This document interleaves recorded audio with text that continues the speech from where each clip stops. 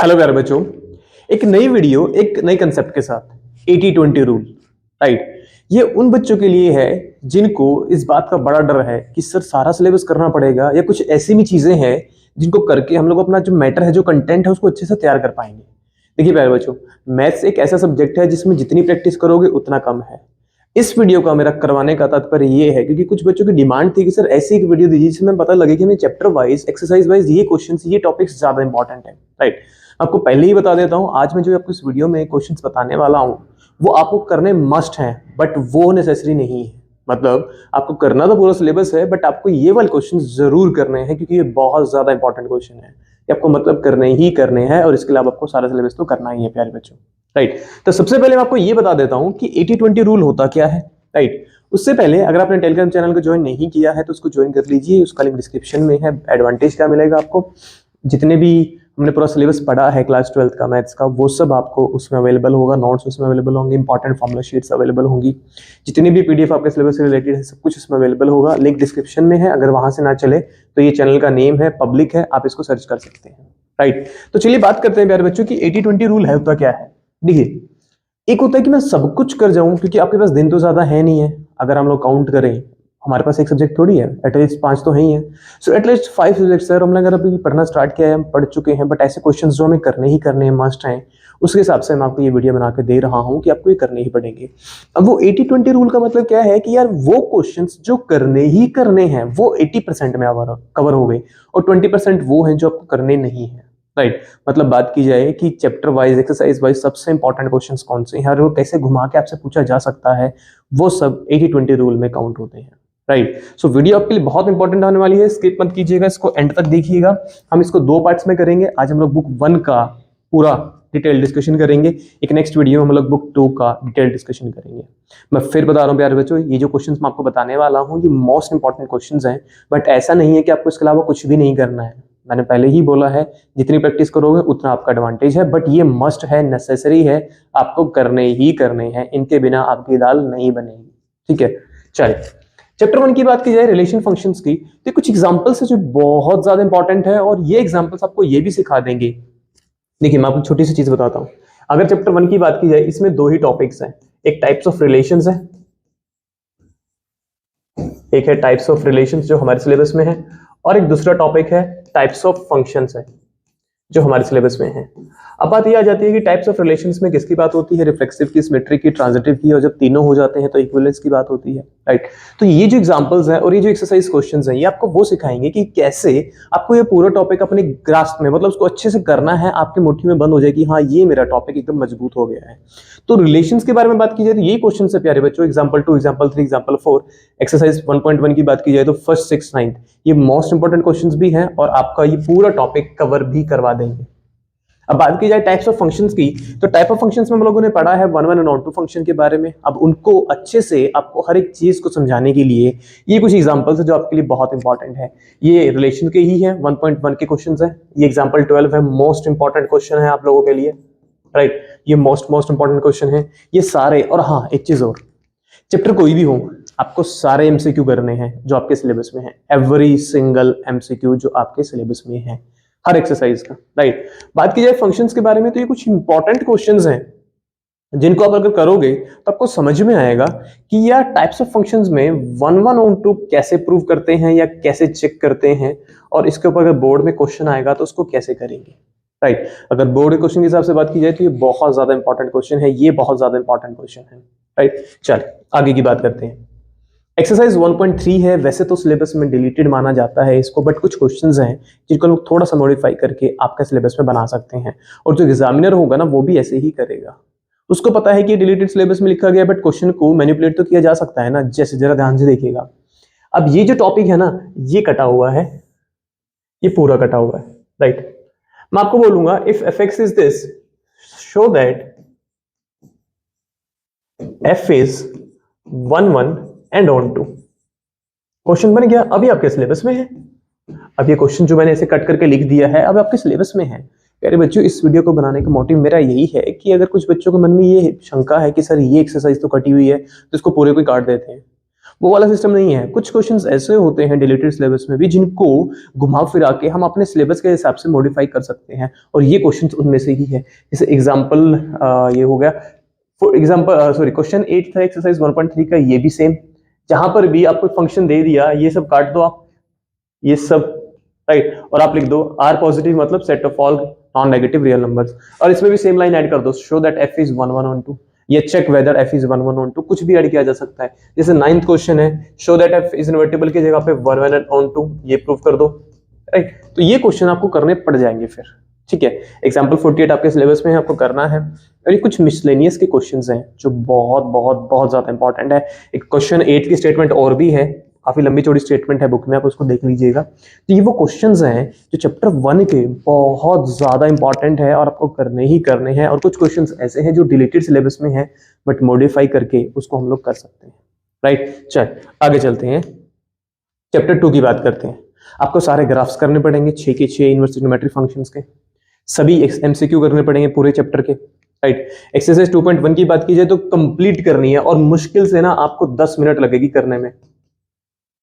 फायदा क्या है पूरी करने की, मैं आपको क्यों कह रहा हूं, क्योंकि आपका ये जो इनवर्स ट्रिग्नोमेट्रिक फंक्शन का जो बेसिक कंसेप्ट है ना, प्रिंसिपल वैल्यू निकालने वाला, वो क्लियर हो जाएगा आपको एकदम अच्छे से। तो आपको 2.1 पूरी करनी है, और 2.1 में ये एक टेबल है, ये बड़ी जरूरी है। यहाँ पर इनवर्स ट्रिग्नोमेट्रिक फंक्शंस लिखी हैं, यहाँ इनका डोमेन लिखा है, और यहाँ इनकी प्रिंसिपल वैल्यू ब्रांच या रेंज लिखी हुई है। तो ये टेबल आपको पक्का याद करना है कि साइन इनवर्स का डोमेन ये होता है और उसकी रेंज या प्रिंसिपल वैल्यू ब्रांच एक ही बात है, वो ये बनेगी। तो ये टेबल आपको याद रखनी है 2.1 से।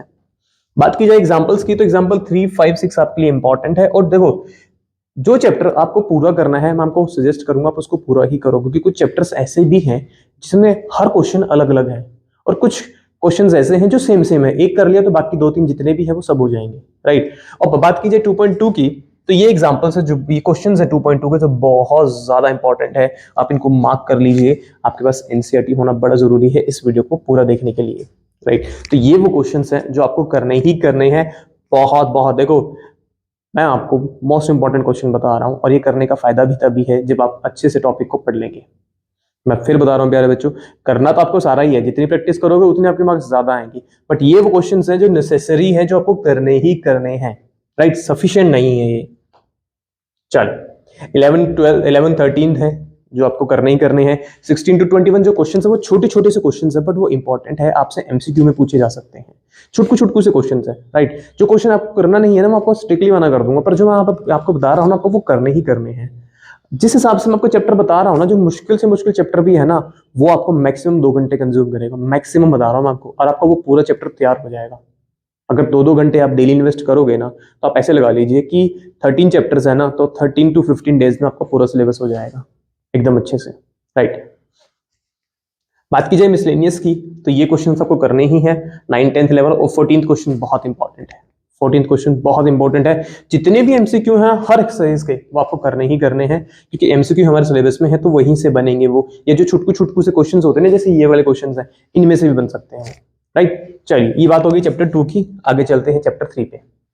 चैप्टर 3 बहुत बेसिक से चैप्टर है, मैट्रिसेस है। 3.1 है, उसमें से ये वाले क्वेश्चंस आपको करने हैं, 2nd, 4th, 5th, 9th and 10th। Example 15th करना है, सारे एमसीक्यू करने हैं। 3.2 के ये क्वेश्चंस हैं। देखो इस चैप्टर क्वेश्चन बड़े नहीं है, मतलब अगर मैं पूरी एक्सरसाइज भी सोल्व करूँ ना 3.1, तो मुझे 15 से 20 मिनट लगेगा, और अगर मैं ये करूंगा तो मुझे 10 मिनट लगेंगे, और आपकी एक्सरसाइज पूरी। बात की जाए 3.2 की, ये क्वेश्चंस आपको यहाँ दिख रहे हैं, इसमें भी आपको 20 से 25 मिनट लगेगी करने में पूरी एक्सरसाइज को, और ये क्वेश्चंस आपके 15 मिनट में हो जाएंगे, और आपका पूरा कंसेप्ट क्लियर हो जाएगा उस एक्सरसाइज से रिलेटेड। मतलब वहां से घुमा फिरा के जो भी क्वेश्चन आएगा ना, वो आप कर पाओगे बड़े इजीली। तो ये वो क्वेश्चन है जो करने ही करने, मतलब ये सब 80-20 के हिसाब से मैं आपको डिवाइड करके दे रहा हूँ, ठीक है। बात की जाए 3.3 की, तो 3.3 में ये क्वेश्चन है जो आपके लिए सबसे ज्यादा इंपॉर्टेंट है। मतलब अगर आपने ये क्वेश्चंस कर लिए, अगर आपको बेसिक कंसेप्ट आता है कि हाँ ट्रांसपोज ये सब क्या होते हैं, तो बेसिकली आपको फिर ज्यादा कुछ करने की जरूरत नहीं है, ये करोगे तो आपको वैसे ही क्लियर हो जाएगा। एक बहुत इंपॉर्टेंट क्वेश्चन इसमें बनता है ट्रांसपोज में, कि प्रॉपर्टीज ऑफ ट्रांसपोज, वो आप लोगों को करने ही चाहिए, प्रॉपर्टीज ऑफ ट्रांसपोज। एक क्वेश्चन और है प्यारे बच्चों जो मुझे अभी अभी याद आया, वो है चैप्टर 1 से, वो है चैप्टर 1 से, मैं यहां लिख के दिखा रहा हूं। चैप्टर 1 से क्वेश्चन है, मतलब पूरी स्टेटमेंट मुझे याद नहीं है, बट मैं आपको बता देता हूं। आर एक रिलेशन है, R is a relation on n cross n defined as a comma b is related to c comma d as a plus d is equals to b plus c, या इसकी जगह पे बाकी सब statement same है, ऐसे हो सकता है A D is equals to B C. Show करो ये जो रिलेशन है ये इक्विवेलेंस रिलेशन है। ये मोस्ट इंपॉर्टेंट क्वेश्चन है, ये चैप्टर 1 से है, इसको कर लो। मैंने आपको बोला है कभी भी वीडियो को स्किप मत करना मेरे वाली को, क्योंकि मैं हमेशा बीच में ऐसे क्वेश्चन याद आ जाते हैं आपको बताता हूँ, और जो बोर्ड में आएंगे ही आएंगे। वीडियो स्किप करी आपका नुकसान है, ठीक है। मैंने अपनी तरफ से आपको बना के दी है अच्छे से, अगर आप वीडियो को स्किप करेंगे तो फिर प्रॉब्लम आपकी है प्यारे बच्चों। और इतना कुछ ज्यादा है भी नहीं है, वीडियो बहुत छोटी सी बना रहा हूँ मैं, इसलिए इसको 2 पार्ट्स में बना रहा हूँ। ये पार्ट 1 है, फिर पार्ट 2 करेंगे बुक 2 के हिसाब से, राइट। चलिए, ये हो गया हमारे चैप्टर 3 के बारे में। ये मिसलेनियस से कुछ क्वेश्चंस है जो आपको करने चाहिए, जो आपका कंसेप्ट जो है उसको अच्छे से कवर करवा देंगे, ठीक है। चलिए चैप्टर 4 पे चलते हैं। 4.1 डिटरमिनेंट्स की बात करते हैं, बहुत आसान टॉपिक है। ये 4 क्वेश्चन आप लोग करोगे तो आपका पहली एक्सरसाइज कंप्लीट हो जाएगी, उसके अलावा ज्यादा कुछ करने की जरूरत नहीं है आपको। 4.2 सिलेबस में नहीं है, 4.3 के 2 क्वेश्चन है जो आपको करने ही करने पड़ेंगे, राइट। इन 2 क्वेश्चन से आपकी एक्सरसाइज भी पूरी हो जाएगी।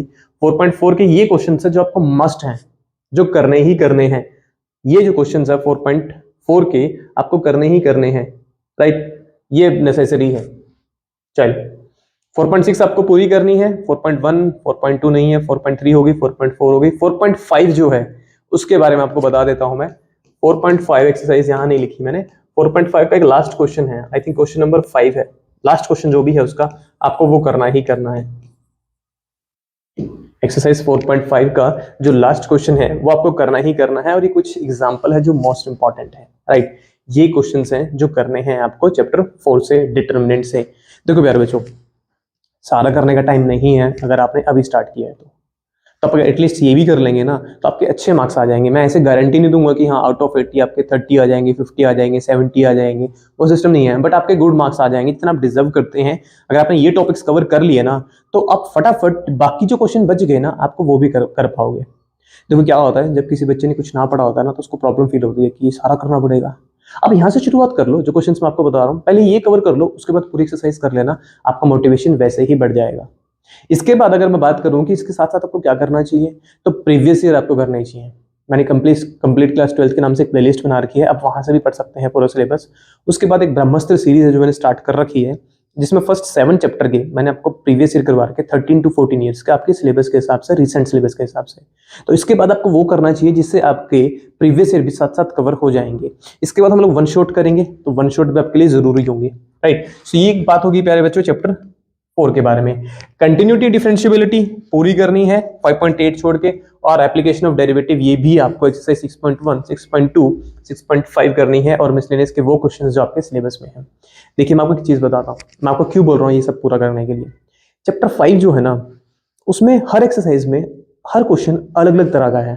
मतलब वहां पर ऐसे नहीं है कि एक जैसे 5 क्वेश्चन है एक्सरसाइज में, 2 क्वेश्चन 2 भी नहीं मिलेंगे आपको, वहां पर हर क्वेश्चन अलग तरह का है। तो आपको चैप्टर 5 पूरा करना चाहिए। I can bet on one thing, chapter 5 अगर आप सही पूरा कंसंट्रेशन के साथ करते हैं ना तो 2 दिन में आपका खत्म हो जाएगा। चैप्टर 6 भी 2 दिन में खत्म हो जाएगा आपका, कोई बड़ी बात नहीं है। तो देखो प्यारे बच्चों, आपको सिर्फ हवा बनाने के लिए, अपनी वीडियो को पॉपुलर करवाने के लिए आपको ये बोल सकता हूँ कि चैप्टर 5 में से इस एक्सरसाइज का ये क्वेश्चन कर लो, but I will not suggest that. जो सत्य है वो सत्य है, आपको चैप्टर 5 और 6 पूरा करना चाहिए। रीजन बिंग, हर एक्सरसाइज का हर क्वेश्चन अलग तरह का है। एक क्वेश्चन को करने से आप पूरी एक्सरसाइज नहीं कर पाओगे, बिल्कुल भी नहीं। Unlike chapters 3 and 4, right, unlike those chapters नहीं कर पाओगे। बात समझ में आई? तो आपको चैप्टर 5 और चैप्टर 6 पूरा करना चाहिए। जो डिलीटेड सिलेबस है उसको छोड़ के, डिलीटेड सिलेबस की जो वीडियो है वो भी मैंने डाल रखी है, आप उसको भी देख सकते हैं। उसके बाद आपको ये पूरा चैप्टर करना चाहिए, तभी जाके आपका ये चैप्टर पक्का होगा, ठीक है प्यारे बच्चों। तो ये जो आंकलन है ये फर्स्ट बुक का है जो आपको बताया है मैंने, जिसकी बेसिस पे आपके ना सारे क्वेश्चंस हो जाएंगे और टॉपिक हो जाएंगे। उसके बाद आप चाहे पूरी एनसीईआरटी कर लो, एक्सरसाइज वाइज आपकी वो भी कवर हो जाएगी, राइट। सो इस वीडियो में बुक 1 के बारे में हमने ये बात की है। एक नेक्स्ट वीडियो फिर आएगी इसकी, जिसमें हम लोग बुक 2 के बारे में बात करेंगे। आपको आज की वीडियो कैसी लगी मुझे जरूर बताइएगा। हो सके तो अपने एक नए दोस्त के साथ ये वीडियो शेयर जरूर कीजिएगा ताकि उसका भी भला हो जाए। हम मिलेंगे फिर एक नेक्स्ट लेक्चर में, तब तक के लिए गुड।